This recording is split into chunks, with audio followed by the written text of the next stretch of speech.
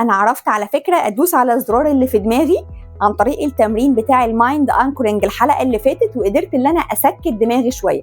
ولو انت لسه جديد معانا ارجع للحلقه الاولى، هتلاقي فيه التمرين، اعرفه وطبقه عشان تسكت دماغك شويه. ولكن انت لسه متضايق من الموبايل وعمال تقول انا طول ما الموبايل جنبي نوتيفيكيشن طول الوقت من الفيسبوك من الانستجرام، خلاص بيشتتني بشكل غير طبيعي.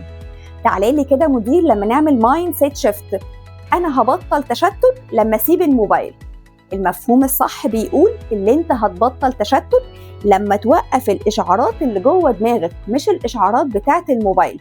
هو في اشعارات بتحصل جوه دماغي؟ ايوه.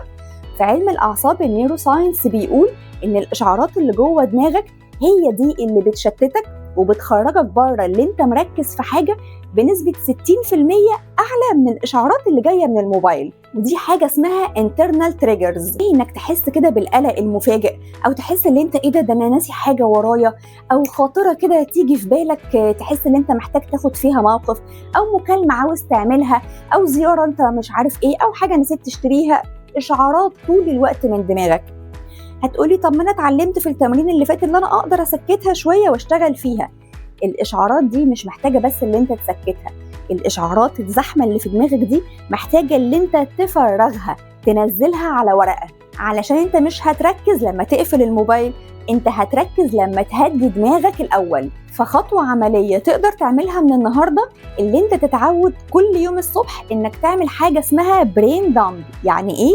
يعني تفرغ كل اللي بيدور في دماغك. فاكر الاجنده اللي احنا كتبنا فيها التمرين ده في المره اللي فاتت، بس ما قلتوش في الحلقه، قلته في الشورت، اللي انت تكتب اهم 3 حاجات محتاج تعملها من بالليل علشان تصحى الصبح وانت قدامك ال3 حاجات دول.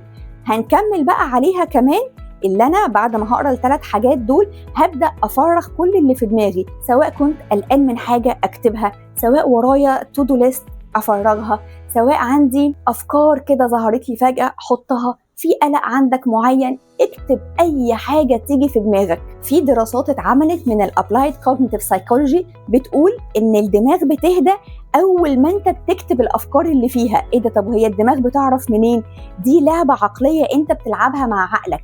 اول ما الدماغ بتبدا تشوفك او تحس بيك وانت بتترجم الافكار وكل الدوشه اللي في دماغك دي على الورق، هي لوحدها بتطمن ان الحاجه والدوشه اللي في دماغها دي محفوظه، مش هتتنسى ومش هتضيع، فبتبطل تعمل لك ريمايندر بيها او تذكير بيها كل شويه.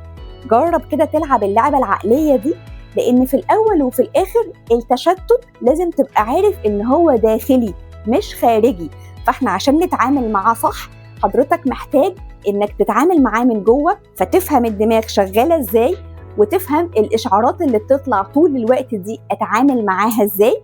ووقتها هتبدأ انت اللي تسيطر على دماغك، ويبقى معاك الريموت كنترول، مش هي اللي مسيطرة عليك بالافكار والاشعارات طول الوقت. جرب كده البرين دامب ده كل يوم لمدة 5 دقايق بس، وعاوزاك تيجي تقولي انا فعلا حسيت ان انا فرغت دماغي وبدأت خطوة ناحية التركيز.